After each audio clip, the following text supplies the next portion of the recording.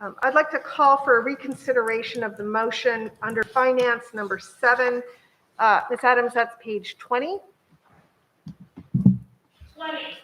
Page, Page sorry. 20, number 7. We're going back. I'd like to ask for a reconsideration of a vote that is found on page 20 under finance, which is item number 7. Can I have a motion? So moved. Second. Any discussion? Yes? Mr. Blundo, Abstain. Dr. Blundy. Yes. Mr. Franco. Mrs. Martin. Yes. Ms. Molinelli. Yes. Mr. Stankus. Yes.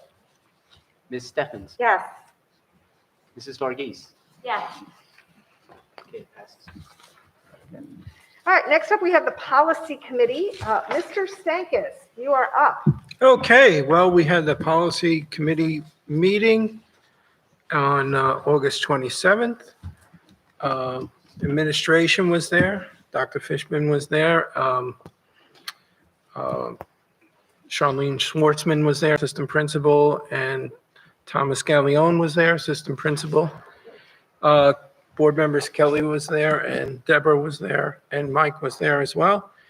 And basically, we went over some of the policies that were coming in. A lot of these policies were mandatory changes, and they were changes that were changes in the language. And you have I submitted the report, and there's an outline of all the policy changes. But just a few things. We changed career and technical education. We replaced the word vocational. We included the assignment of extra duties. There was a word changing for the renewal of tenured, non-tenured staff members. Evaluations also had to reflect that they're now taking digital records.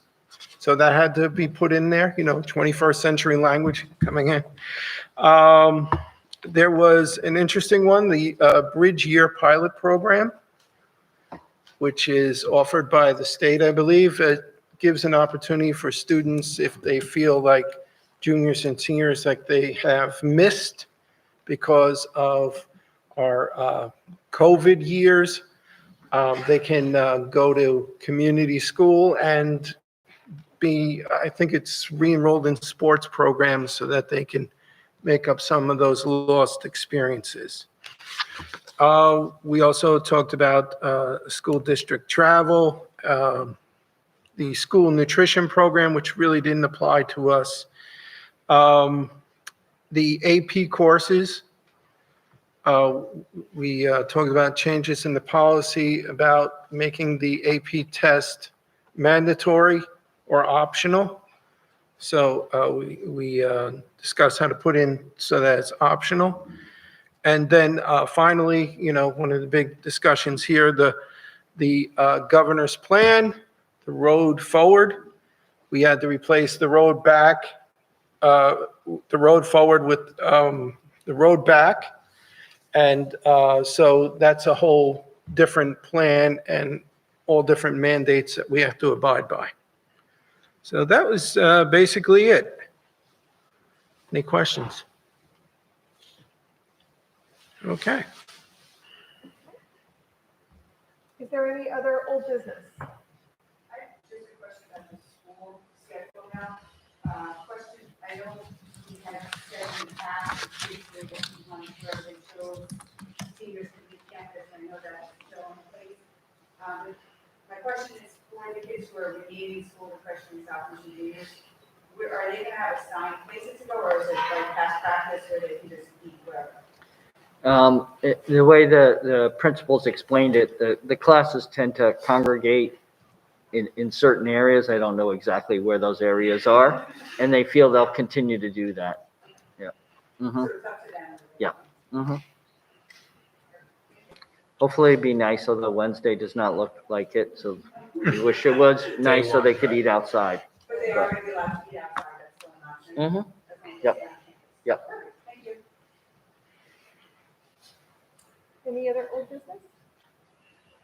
Okay. Moving on to new business, I am excited to report our student reps will be here at our next Okay. board meeting. Their summertime will be over, and we're looking forward to having 2 new student reps. They add such a tremendous amount of perspective and insight to our board, and we will be welcoming them in 2 weeks. Is there any new business before we head into the discussion of the superintendent search? Yeah, I just wanted to mention, it was brought up earlier about internship programs, and there's always ways to do better, but I had 2 direct comments from 2021 graduates, which just sang praises for the internship program that we have. One is an HVAC kid, and he immediately after high school went into a formal training. And he said he sat in this class so he's being certified in this, and was 50% ahead of everybody else in that class because he had done that internship. And, it was just, he was glowing. He originally was embarrassed to tell me he was going to go to HVAC. I said, this is great. You're going to have a job for life if you learn this. And then I had another one that's actually out of university, who I ran into, who said that she was in some kind of drawing class, and she said, even some basic things, everyone stood around and had no idea what they were talking about. But because I did an internship in design, I was the one that could answer. So it works. I mean, we all know it, but it really filled my heart to hear those 2 stories. They were great. I'll second that. Our practice takes on a lot of interns, and we've written letters, gotten them to grad schools, we've hired some of them, absolutely one of the best things. I think this will get phenomenal internship program. Big fan. Okay, great. Let's go ahead and move in. I have something. Sure. We spoke about it briefly before. I'd like make a motion to change the policy. We typically get, as board members, we get information on Friday nights. It's not enough time to review hundreds of pages over the weekend. I'd like to advance that deadline to Wednesday night, that'll give us a business day or 2 to review the information, ask questions. The reason we had to ask the public to leave for executive session tonight is we didn't get something in a more timely way so we could review something. We had to discuss it, try to apologize to making people. Would it, Having said that, I think it puts a huge burden on us. We're all volunteers here with the best intentions, but to give things the due consideration they deserve, we need more time. would it be possible for us to gather some information prior to a formal motion tonight to be able to share with each of the board members exactly what goes into just do some fact finding prior to a formal motion this evening? I don't know, we've been talking about it for 6 to 12 months, so from my position, the week or 2 isn't going to kill us, but I think we need to do something. Either that, I'm sure every board member here reads everything, but it puts a burden on us. It's not right to tank our weekends every other week, because we have hundreds of pages. And if we're not reading everything we're reading through, then we're not doing our job. Mike, we did visit that, if I recall, a few months back. And the thought being there was how much time the district needs to get things in, and then you're going to have gaps or things coming in later on. It's a difficult timetable. I will say this, that I think we do need to discuss it more. Perhaps if you want to come to the policy committee next time and we can talk about it. I think it needs to be discussed more because there are implications for getting that timetable just right. And I hear you. I understand the concerns. So. This isn't going to be popular, but we meet on Monday. That gives us 0 time. We didn't always meet on Mondays. I mean, since I've been here, we have, but do we move it to another night of the week in the future, and still keep the Friday deadline to give us a little time? Just something to think about. Yeah. Tuesday. Yeah. All right. Well, you know what? Think something to think about. Yeah. Okay, well, so let's actually take an action tonight. Would you be open to participate in a small work group to explore everything that goes into the timeline that it takes to put the packet together in consultation with the superintendent and Claudia, who puts the packet together? so that we can then, in a Friday briefing, send out to all of our colleagues exactly what goes into this massive, what is it, a 50-page document? What's our 39. 39-page document? I've ever had. Why the move maybe to push the meeting like that? If that's Yeah, the case, then so be it. No, that's not a bad idea. Yeah, well, it takes even if we met on a Monday, it still takes the collection of all the information to be prepared to be out on, like, I just think that it would be prudent for us to get all the facts and all the information to present to all of our colleagues, and then we can talk it through and decide whether we want to change the meeting night, or if there's a way we can streamline getting it to our colleagues earlier. Okay. I'll commit to work with you if you want to just a small work group and we can gather that information. There's something, even if we get a draft version Sunday. Yeah. Yeah. Yeah, something. I mean, did send it there's some Thursday. weekends, you know, you see 500 plus pages. You did send it Thursday. We all work, Yeah. there's money to that family. There's people everywhere. Yeah, so I believe it was sent on Thursday this week, but independent of that, let's take the time. Thursday night. This is something we've been discussing as a board, and let's just do some Mhm. really serious fact finding. Mike, I'll work with you. Anyone else under quorum who wants to jump on this with us, we'll just do a whole snapshot of what it takes to put this board packet together. Okay. Okay? Mike, does that work for you? No one else is seconding it, so yes, that's how this works. So I just have a question. Sure. So I know there was a lot of discussion about masks and the quarantining. And so I just wanted to, I guess, not question, a clarification as to where we are getting the guidance and the guidelines regarding the quarantining. Is it coming from the New Jersey Department of Health?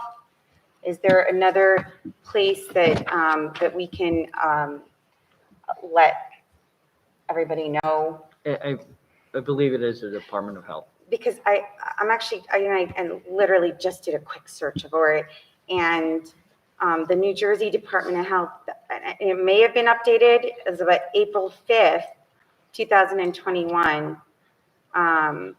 It does have some language in here. The CDC recommends persons who are clinically recovered from COVID-19 in the past 3 months, and those who are fully vaccinated do not need to quarantine after having close contact with someone with COVID, as long as they remain asymptomatic. So I did hear the concerns,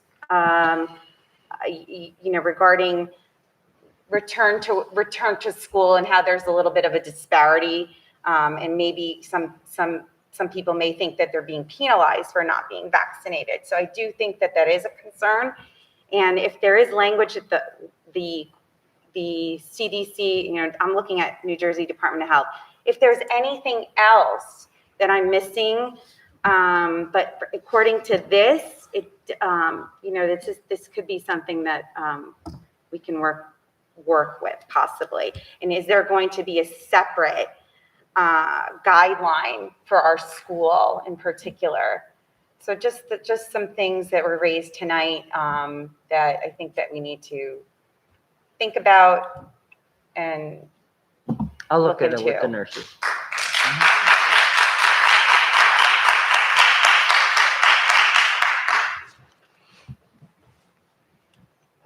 Very good. Thank you. Okay, let's jump into discussion of the superintendent search consultant proposal. I understand the RFP is out on the street. I believe that tomorrow is the deadline for first submissions. Can you talk a little bit about what that process was and what's next? Sure, we developed a request for proposal, and then Dr. Fishbein had identified some search firms that he was aware and I was aware. 2 were national firms, search firms, and 4 were local firms. Now, when I say national firms, Could you just speak into the mic? when I say national firms, they also have a local component, a local satellite office in this area. So it's not as if, they're going to be doing something from across the country. So we identified 6. It was sent out, can't recall, probably around August 18th or so. I'm just guessing. And then tomorrow at 4 o'clock, that is the deadline.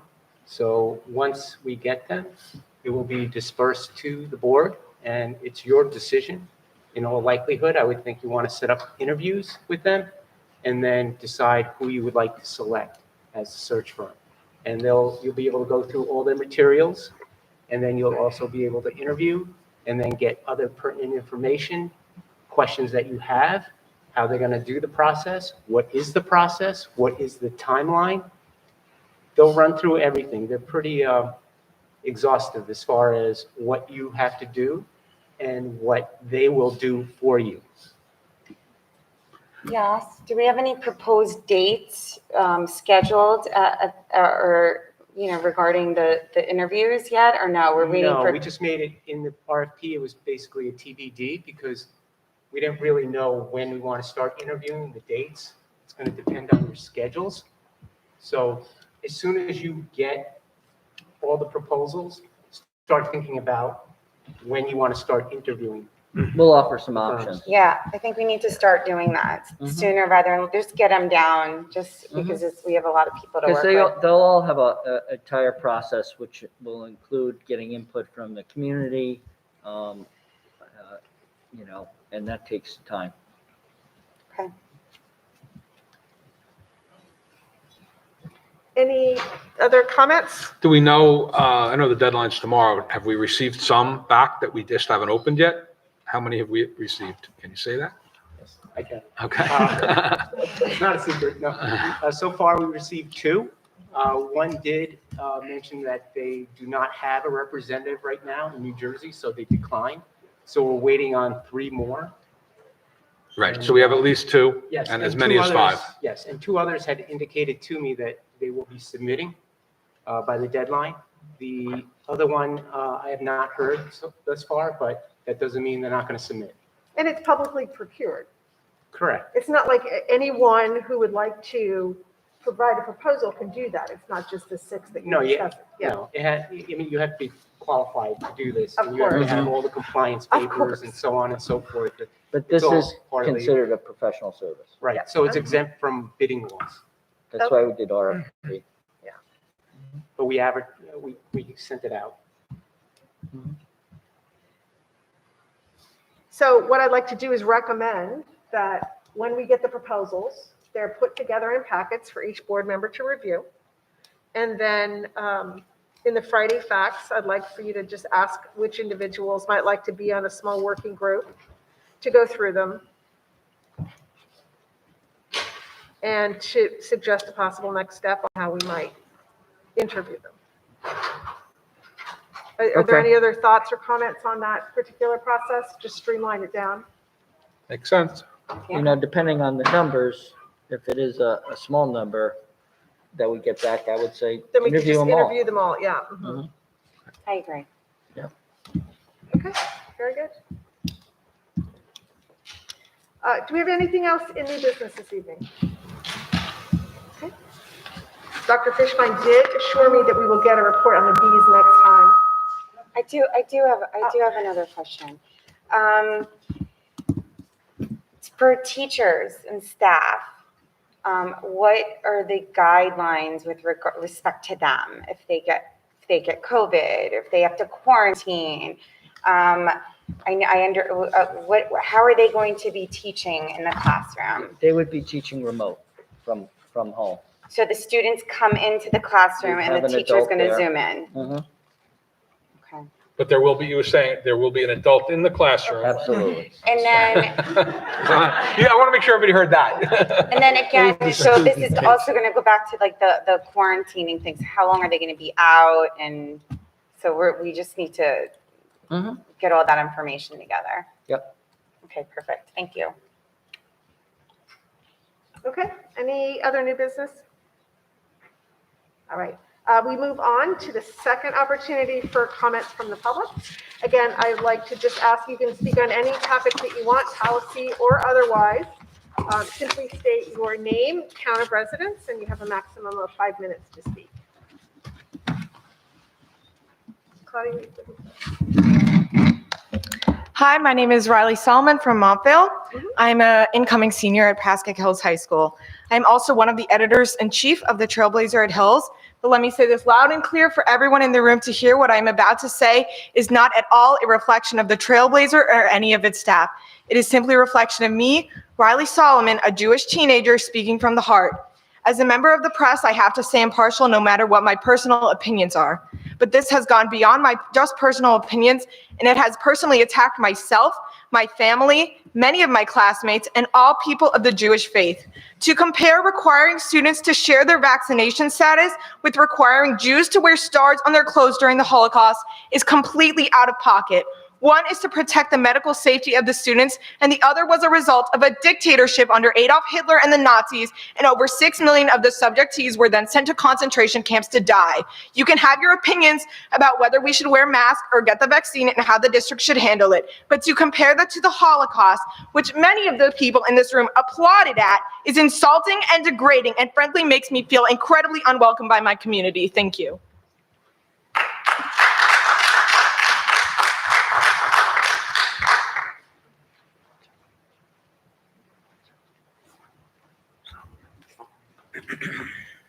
Eli Moalem, Rivervale. As a Jew, I'm highly offended that Jews keep getting thrown in the mix, and maybe some people need to study history because what happened to the Jews in Nazi Germany started with little things. Little things matter. I have lived in Rivervale since 2002. My wife and I have been blessed to raise 4 kids in this beautiful community. I've been a rec coach for nearly 20 years and have been fortunate to meet so many wonderful families in our towns. 2 of our kids graduated PV, and we have 2 currently attending.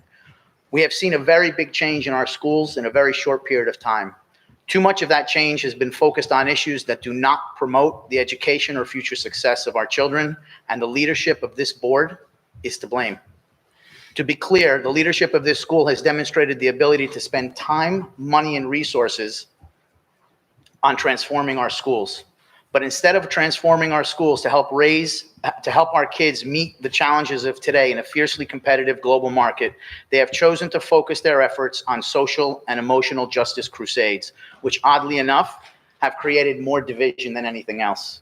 So I ask you, what is the job of this school board? Job 1 is to ensure the best education our tax dollars can afford. We have seen the quality of our education diminish, and it's not the fault of our kids or our teachers. Instead of modernizing our schools with a focus on career and job success, we have seen a significant amount of time and money wasted on issues that range from having no place in the classroom to things that provide our kids no value to their success. Has this board looked down the road to Bergen Academies and thought about utilizing some of their best practices? Why is that left only a few of our kids from every town? They're right down the street, and we're not taking any of their best practices. The world is becoming a more challenging place than ever, and we are not preparing our kids for the current workplace environment. How do we expect our kids to be able to raise their families in towns like we did while we waste their time on nonsense that will not promote their success? The leadership of this board has failed us. The board is tasked to keep politics out of the classroom. While we understand certain mandates require schools to comply in order to get funding, we also know that the board can choose not to follow certain guidelines they deem harmful while not risking any funding at all. Over the past few years, our schools have taken a sharp turn away from education and have gone in a direction that crosses the line with many families. We simply do not have enough time or money to waste on initiatives that have clear political agendas. The hours our kids spend in school need to be used in the most productive manner, and the leadership of this board has failed us. The board works for the families and taxpayers of our community. The leadership of this board has made wasteful decisions and has lacked the necessary transparency required for major changes forced onto our schools. This board leadership has lost the confidence of a very large part of the community it serves. I'm sick of hearing that we're a small group of freaks, all right? And you've lost the trust of a lot of people as well. The board leadership rules with a heavy hand of a tyrant and gives no deference to the many people they claim to serve simply because they disagree. The leadership of this board has failed to serve all the members of our community. The board needs to protect our kids and respect our families. This board does not exist to cater to political or special interest groups. This board does not exist to cater to the whims of a tyrannical governor or government, and indeed exist to protect our kids and our rights from harm and overreach. We live in a very decent community, thank God. Respect, kindness, and tolerance are in abundance, and our parents have done an amazing job raising their kids. We need to stop collective punishment for every microaggression known to man. We have gone from sticks and stones may break my bones to I'm offended, punish everybody. This is doing great harm to our kids. It is clear that the leadership of this board has chosen to take a path of allegiance to government and special interests as opposed to the people, and they have failed us. The leadership of this board has spent a lot of time on the subject of inclusion. If you'd like to talk about specific policies, that's great. We I'm do have a speaking. rule where when you attack our Board of Education, that goes from policy This to is what I mean, personal like attacks. tyrannical and bullying. I'm allowed I'm to speak. asking you to allowed not a make gentleman to speak personal during the attacks. agenda period about nothing on the agenda while criticizing people in this room. I have a couple If of you would sentences like to left. speak with Maybe you should let respect- me finish. If you would like to speak to respect to this full Board of Yeah, Education. I'm speaking. All right, so I'll start That would again be fine. since we lost our place. The leadership of this board has spent a lot of time on the subject of inclusion. The phrase "practice what you preach" applies here. The leadership has not been inclusive or tolerant of so many of the people and have forced harsh policies through aggressively and with little transparency. While we all should agree that our schools should be a safe place for all of our kids, I hope we also agree that it is a safe place for all our kids. The leadership has taken measures that insinuate that the families of our district have not raised or are incapable of raising decent human beings. That's ridiculous and offensive. The Okay, leadership I of believe this that your board time has is sown up. Thank you division very and much for intolerance, coming and and they sharing have to the failed Board us. of Education. As you can see, the leadership has failed The in many rules are ways. 5 minutes. Our kids, Sir, you're because you breaking the interrupted rules. me. Our kids' education has suffered, and we are more divided as a community than ever. We need to ask ourselves, what role did the leadership of this board play in that, and how do we refocus our attention on the success of our kids? It's time for a change in our board leadership, and it's time for the board to represent all the families of Valley and Hills. Okay, thank you for your comment.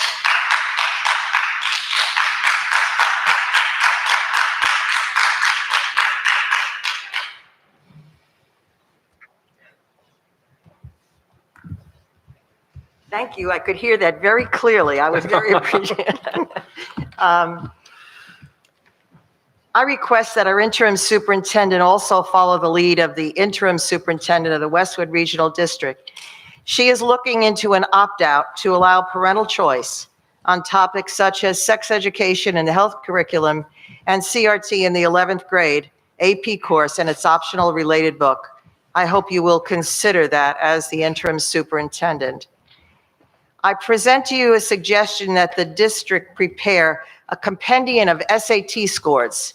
Some years ago, David Hesby, who was the Secretary of Education, said to me, "Carolee, do you keep everything about education?" And I said, yes.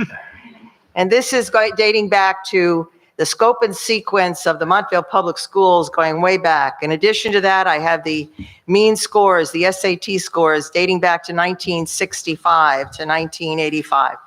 I don't see that from us. And that's why I had brought up before about having some sort of a scope and sequence of our curriculum and our textbooks used.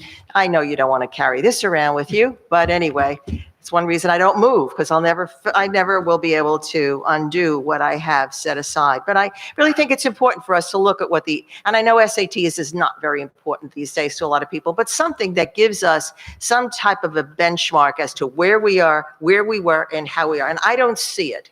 And I would request that that be accomplished. Dr. Fishbein, during the board retreat, you stated, "We have lost 10 years." In an informal and very brief hallway discussion, I asked you to expand upon that, particularly considering that COVID covered but only 2 of the last 10 years. I asked if it was due to PARCC, a failed benchmark, very expensive failure, and what would you think to be a gold standard, referencing Massachusetts standards and assessments often acclaimed.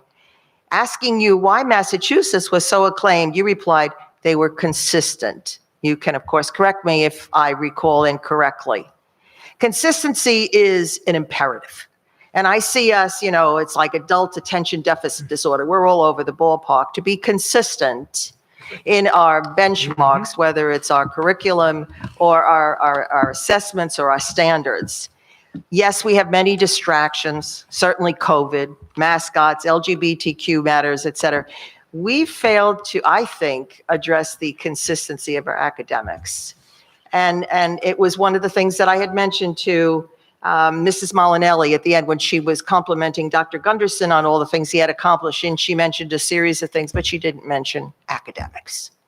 And forgive me if I'm being blunt, but I do think that we have strayed, and it's time to get back on course. So you don't want something like this, but I'd like to see some benchmarks from you as to where we were, where we are, and where we're going. And if not SAT, then what? I mean, Massachusetts, yes, was the gold standard. They were consistent. Somebody like Sandra Stotsky was responsible for things like that, and to be applauded and recognized. So anyway, I will put this all in writing. And Dr. Fishbein, I hope that I haven't aired off our conversation, but I tend to think that we have said it to the student reporter sitting next to him, get up there and ask him what he meant by that. Well, he had other plans. What I meant was Massachusetts consistently gave the same assessment over that time. Say it again, once again, I'm sorry. Massachusetts consistently gave the same assessment over that period of time. New Right. Jersey did not. Yeah, we have been Okay. inconsistent, and it's dreadful. That's all that I meant. It's And dreadful. parents have always had the option to opt out their children in family life part of. Yes. So that's nothing new. It's always been there. Well, I think it has to be perhaps pursued, and that parents are aware of that. Now, forgive me, I know somebody said, well, we lose points if we don't do this or that, but if I understand, is it QSAP? Forgive me, you know it better than I do, that if we meet 82% of those points, we still pass the grade. So we can get around, we could scoot around. I do not know if it has anything to do with the vaccine mandates. I really don't. But I think that there has to be a debate about that further. Now, also, I did not hear the actual timeline of the, and this is because the masks do blunt my hearing, but I would hope that there could be a timeline put online so that we could see about how you choose the superintendent and how the search would go. As an example, my suggestion would be is that choice not be made until the next board is in place. And I guess that would be after the new year. So if you would be kind enough that a timeline could be put, I hear the tingling, so I assume that means 5 minutes. I hear that loud and clear. The next seated board will make the decision on the superintendent. Thank you very much. And just very briefly, I wasn't clear whether or not you suspended that rule or not, whether you were going to do away with or it was just related to COVID emergencies. Just related to COVID. Okay. Yeah. Well, thank you very much for your time. But honestly, I wish I didn't have to hear through your mask. It really is difficult. But thank you. Thank you.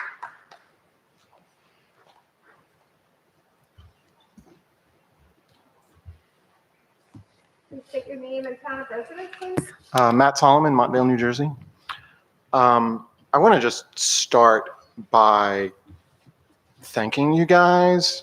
I don't always agree with everything that individual members say, but it's clear to me, if not to everyone else, that you all are making reasoned decisions, trying your best to do what's in the best interest of our kids, and you're not bowing to the pressures of the loudest or the most aggressive, and that you really are trying to do what you were elected to do, which is use your best judgments and information to make decisions. So that's first, thank you very much for that. I did try at one point to be on this board, and now I'm like, maybe not being on the board was the right thing. Deborah's doing a great job. Second, when we're talking about educating our children, we are not running a technical academy here. We are not trying to get our kids to have the highest grades and the highest test scores. We are trying to end up with good citizens of the world. We are trying to teach them what it means to survive and to thrive in our society. And if we don't believe that that includes understanding diversity and inclusion and supporting that, then I don't know what world you could possibly be living in right now. You must just be sitting in your own living room. It is an increasingly complex and diverse society that we live in, and perhaps the best thing we could possibly teach our children is how to thrive in that environment. And if you're not quite sure what that means, understand that things like LGBTQ inclusion and learning is not some trifle or throwaway concept. It is a critical part of some kids' life. And so if we're not sure why we think we need to teach our kids and to focus on diversity and inclusion, just remember statements like that are exactly why we need to focus on diversity and inclusion. Thank you.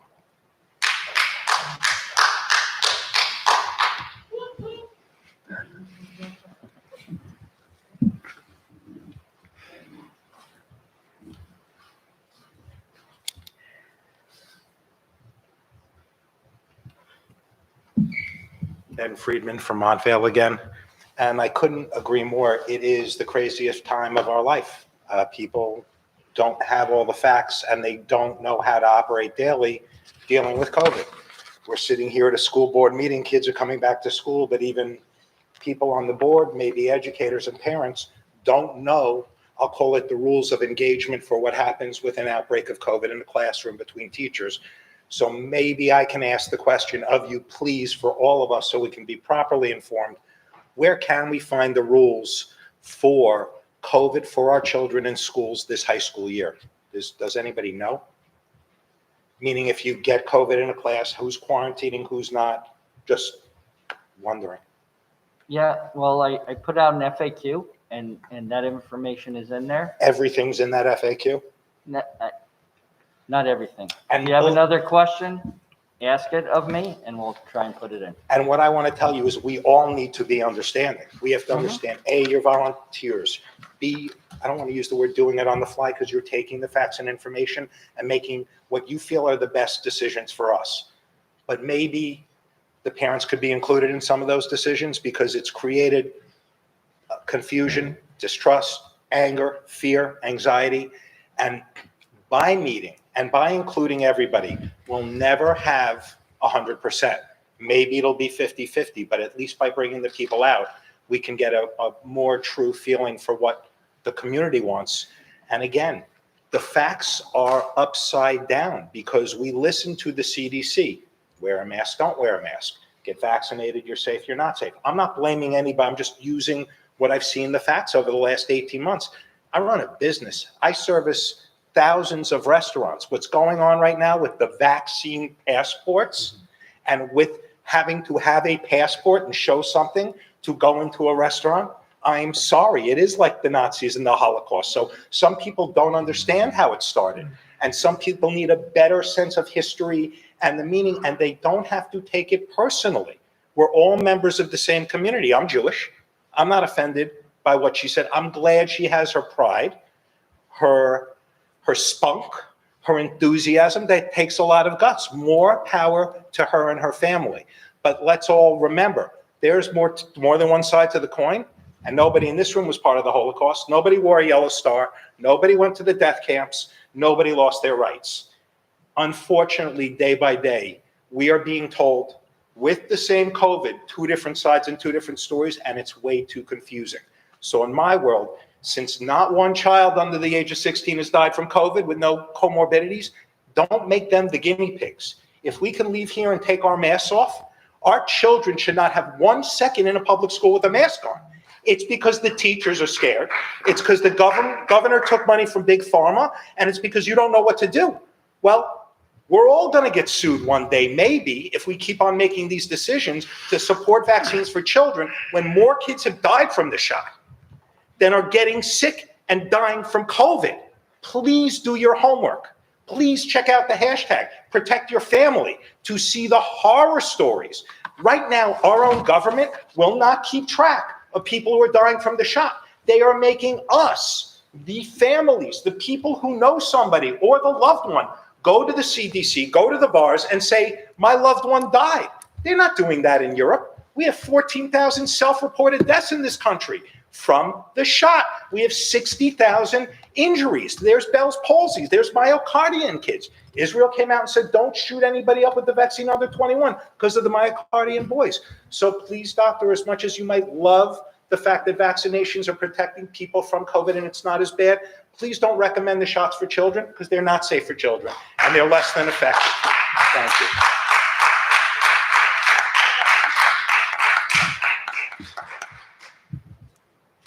Would anyone else like to come speak?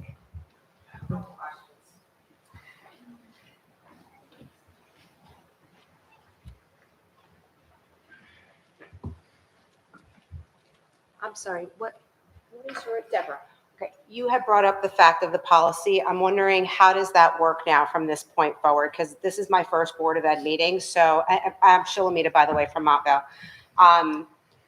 As far as the teachers are concerned, how does it work for them? Vaccinated, not vaccinated, coming in contact with a COVID positive person? Is it the same policy as the kids? If they're not vaccinated, they get quarantined? Yes, it is, and teachers are, I believe, 6 feet instead of 3 feet. Okay.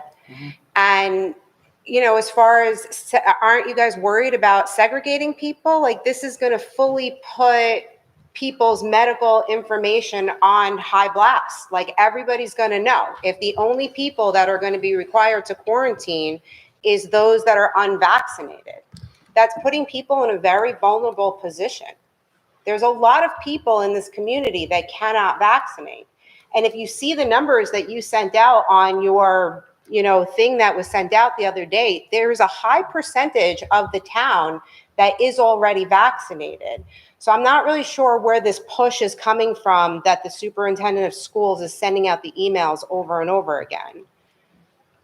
Are you going to continue to do that? Are you being asked to do that? Is that coming from you personally? The only thing I was asked to do was to send out the information on people, if they wanted to get a vaccine, where they could get it. That's it. Okay. And in regards to the mask wearing, is it possible to do a town survey and survey all the districts and see which parents want to make it an option? No, we fall under the Executive Order 251, which mandates the masks. I understand the executive order, but the executive order also has a lot of exemptions. And as you're hearing here today, I think every person in this room that has a child could get a medical exemption for them. But I'm telling you, my son, who's about to start high school tomorrow, said, Mom, I'm not going to be the only one sitting in the classroom with no mask on. And there's no other option for him. So this is just like telling your child that nobody should ever force them to do anything. I'm now forcing my child to go to school with a mask on because I don't have another option for him. I want to homeschool him, but he wants to have the public school education that my tax dollars pay for. So what do I do with him when on day 3 he tells me I can't sit in the classroom with a mask on? But I don't want to be the one singled out. I don't have an answer for you. What happens to the teacher who gets COVID, who gets singled out now by other teachers? The policies need to change. It starts with you guys sitting here. I'm sorry to put you in this position, but you've taken on this role, and I don't know who else to go to. I can get every doctor's note. I could pay for every lawyer to come after the school. I don't know if that's what we need to do, put a lawsuit against the Board of Ed to get some of these policies changed.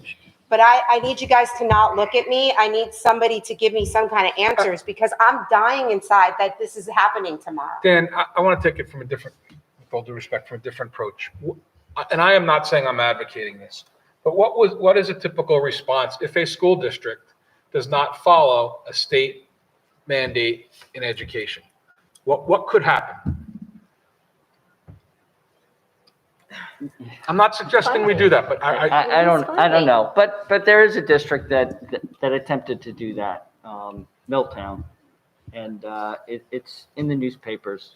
There's several districts. I mean, all across the board, there's Board of Ed meetings tonight. I've got text messages coming in left and right. There are warriors all over the state having the same conversation. So just so you know, it's coming, and it's coming fast. And this vaccine mandate is coming faster than ever before. I've been in this vaccine fight for 8 years. My children have gotten kicked out of camp. Forget about segregation. Before, at least it was quiet. When they got kicked out of camp, nobody knew. Now, when they get kicked out of something, everybody's going to know.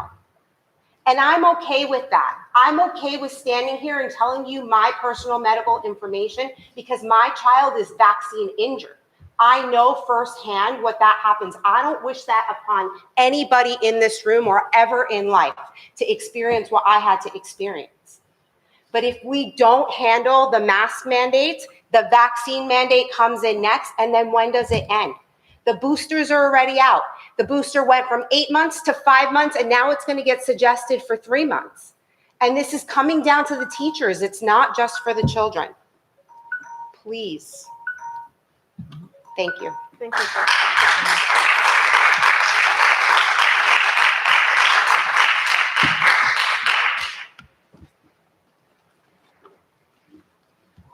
Hello again.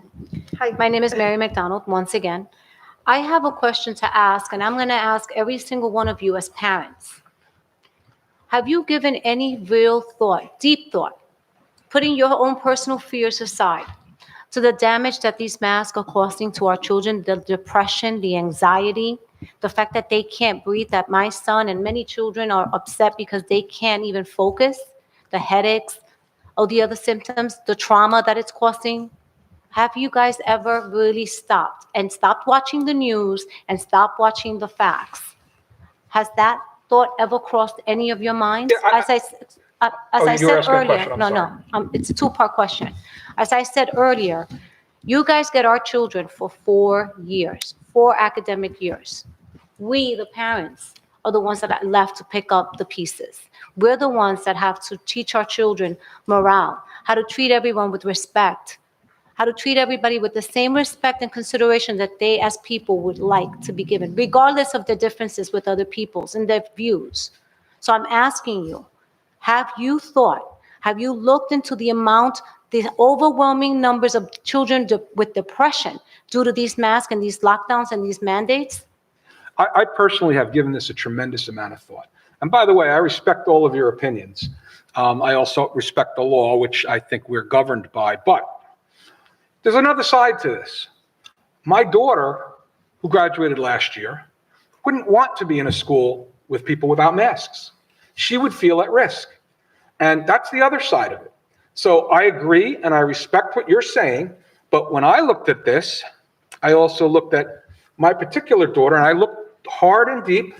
Okay, I can't quote every statistic that you guys all researched, and I very much appreciate that you did. But there is another side of it. So there are people that don't want to go out in public. There are people on this board who shall be nameless who are compromised. They've shared that with us and wouldn't come to meetings because they were concerned even with a mask mandate. Mm-hmm. So there is the other side of it. I'm aware. That you're asking people to go into a population of 1,000 students, mm-hmm. plus how many teachers, a couple hundred, I don't know, I should know, I don't know. And if there are unmasked people, forget about whether they're at risk, because you can hear statistics across the board, but how is their anxiety? Mm-hmm. How is their deep feeling about, now I have to be in a school and sit next to somebody at lunch that's not wearing a mask. So, lunch is a bad example, but because you can sit anywhere. Right, the tables in restaurants have invisible shields and protect us all. We know that. That's why I think one of the parents said, let's bring restaurant tables, because evidently. So not to be disrespectful, not to be disrespectful, you answered my question, because I did start by saying, put your own personal feelings and fears aside. So what I'm hearing is based on your daughter's fear, the rest of us have to pay the price. No, I think there's a lot of people that feel Is the that way my what I daughter heard? does. It's not That's just what my I heard. daughter. It's a Okay, lot that's of what I people heard. that have that anxiety, that don't want to be out.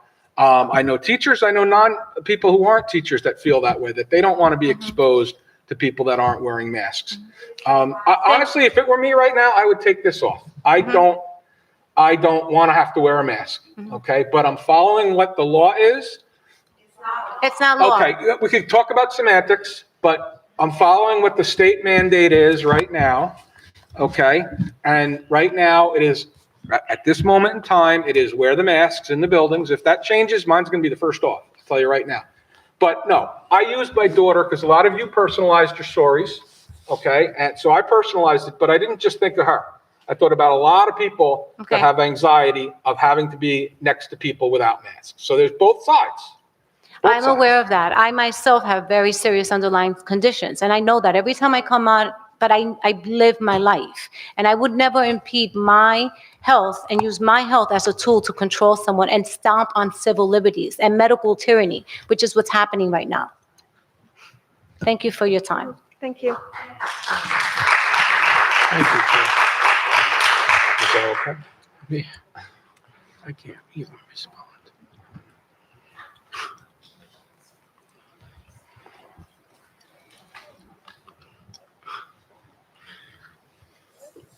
I haven't been on this side of the microphone for a while, or table. My name's Arnold Scher from Hillsdale, and as most of you know, I was on this board until recently. And I just want to thank all of you for doing what you're doing. I understand what it takes. I've gone through multiple issues, I guess I would say, and to deal with this. And I think you just need to understand, and I'm addressing the board, I'm not addressing anybody else because I'm here to talk to the board, that you do what is right for the student body as a whole. You don't look at individual. And sometimes the right decision isn't the popular decision. And you have to take that into account because you do what is right for the student body as a whole. And looking at things now, it may seem as though it's the wrong thing to do, but when you look back, years back at things that you did do, you'll realize that it was the right thing to do, and other people will see that as well. As a whole, it's the right thing to do. You're never going to appease and make everybody happy, but you have to do what is right for the body as a whole. So that's all I wanted to say, and I want to thank you for your work and time. I understand what it takes. I know what it takes, and it is.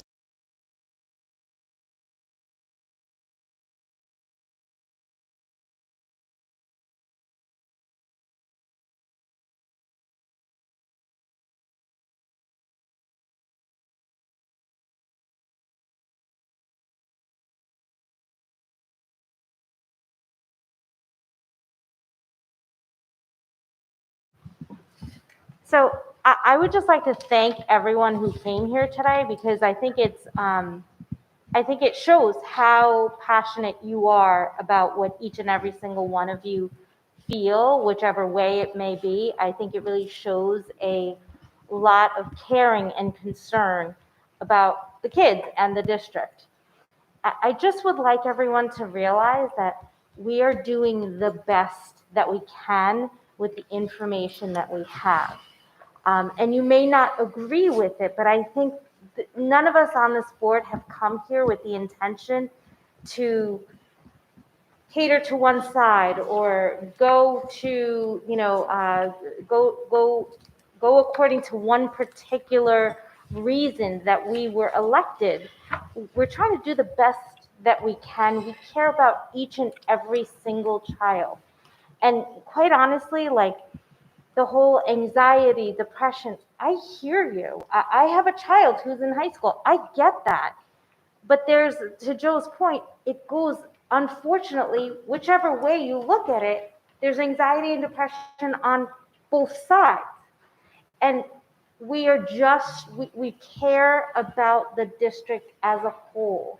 And I appreciate everybody's comments to the horror of this whole thing would be to lose a child, whether it is to, God forbid, COVID, or to suicide because of anxiety and depression. These are all horrible, horrible things. And not one of us would ever want any one of those things to happen. So please know, we appreciate everything that you have said here, whichever way your thought process goes, but we are trying to do our best. I think it's really important. I'm just going to piggyback off of you, Ginny. I think it's also important to note that it is an executive order that we're complying with, right? That was instituted August 9th, 2021, right? It could be revoked at any time. Right. Let's hope that we get through this little patch of time and, it'll be a blip on the, hopefully we could just forget about it. Let's get through it. Our kids are going to school. Isn't that what's really important here? We got our kids full day in school. And obviously, the law is in place. There's religious exemptions. There's, other accommodations that for individuals that need it. We are going to do the best we can. There's other things to consider that are in the executive order: excessive heat, aerobic activity, masks are off, eating lunch, masks are off. There's mask breaks. Do we all want to wear masks? No, we don't want to wear masks. We just need to get through this emergent time. And I think that it's just important to realize that. Sure, thank you. Maria Giannopoulos again, 7 Ellsworth Terrace. I want to just say, I know I got up here and I was a little bit too much, but I was a little upset with it. I just found out about my son today. I do appreciate you, all of you. You have a hard task in front of you. I really do appreciate it. I wouldn't want to be in your shoes right now. But you see, as parents, that's it. It's us. We need to speak up. If we don't speak up, who's going to do it for us? So while we respect you, we're just so upset about what's going on, that because of this COVID, our kids are suffering. And if we do not advocate for our children, who's going to do it? It's nothing personal. You have to understand, it's nothing personal. I'm happy my kids are back to school. Oh my God, hallelujah. I absolutely am happy about that. So that's the first part. And like I said, one of our issues is also, it seems discriminatory, vaccinated versus unvaccinated. You have to understand that, here we are saying, oh, don't discriminate because of race, because of color, because of your gender, because of whatever. Well, you know what? Vaccinated versus unvaccinated right now is a big issue. It's different. We're being treated differently for speaking up for our children. It's not right. And then if you've had it too, forget about it. But regardless, vaccinated versus unvaccinated, there's different rules. And according to the data, that shouldn't be the case. Why do we have mask mandates for everybody right now? Tell me why. What was the reason? Please tell me, because at the beginning it wasn't supposed to be for everybody, right? It was supposed to be only for the unvaccinated. The reason they changed that, because of the CDC. The CDC didn't have data, but they realized if they don't do something and then they get in trouble for it, because the viral load for somebody who is vaccinated and has COVID, which is breakthrough cases, and they're skyrocketing right now, is much more than an unvaccinated.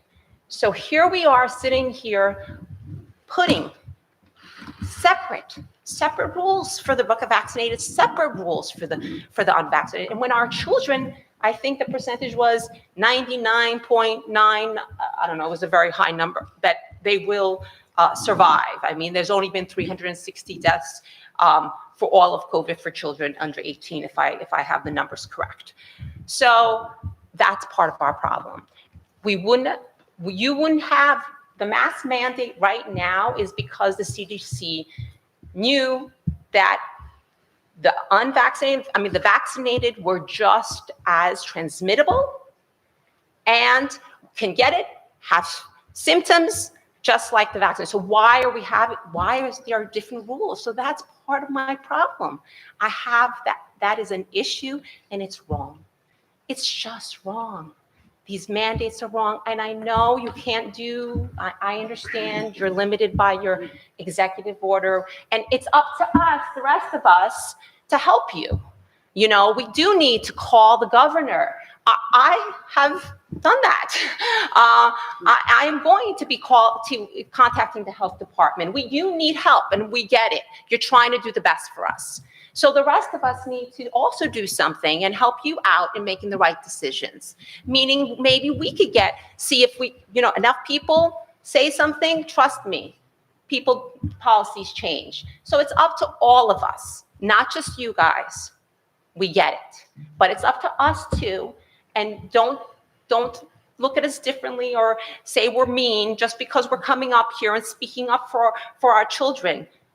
I mean, would you want it any other way? Don't you want these kind of parents that really want to fight for their kids? This is what you want. You want these parents in your schools. So I'm going to leave it at that, except for I'm still going to fight for my son to get back to school.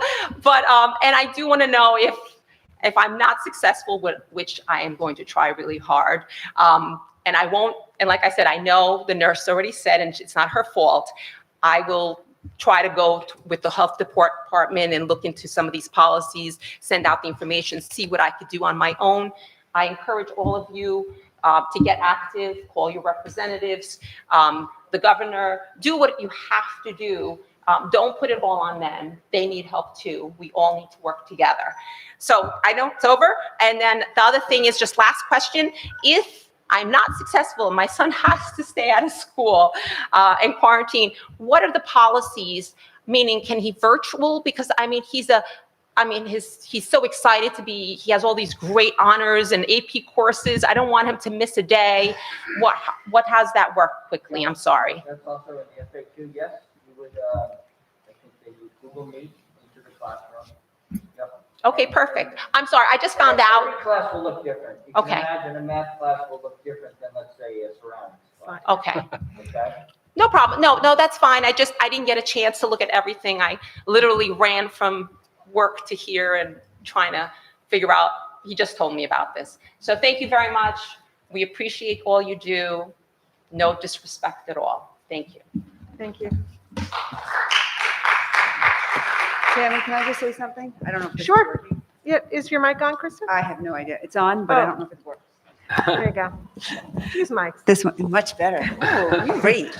I just want to be clear that we would be disappointed in our community if we didn't advocate for our kids. We all have children, some in the school system, so we appreciate you coming out, spending your Monday night with us. We support you. We have varying opinions of our own, but at this point, we really want to make sure that you're all aware that we do understand, we appreciate your time, and we are very happy that you're advocating for your kids and would never want you to stop doing that. That's not what we're saying. We just want to also follow state mandates so that we're protecting ourselves as well. Is there anyone else who'd like to speak this evening? Okay, seeing none, I would like to now ask for adjournment for our meeting. I'll move that. Okay, by acclamation, we are adjourned. Thank you, everyone. Thank you for coming out.